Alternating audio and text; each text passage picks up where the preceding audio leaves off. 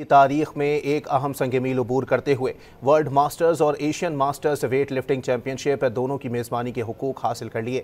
Asian masters weight lifting ایسوسی ایشن کے مطابق پاکستان مردوں اور خواتین کے انٹرنیشنل ایونٹس کی میزبانی کرے گا۔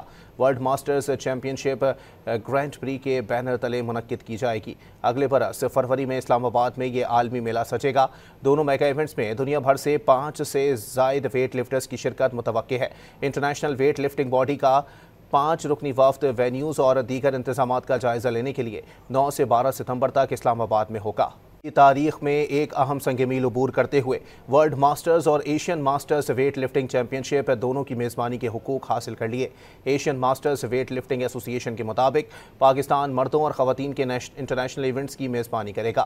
ورلڈ ماسٹرز چیمپئن شپ گرینڈ پری کے بینر تلے منعقد کی جائے گی۔ اگلے برس فروری میں اسلام آباد میں یہ عالمی میلہ سجے گا۔ دونوں میگا ایونٹس میں دنیا بھر سے 5 سے زائد ویٹ لفٹرز کی شرکت متوقع ہے۔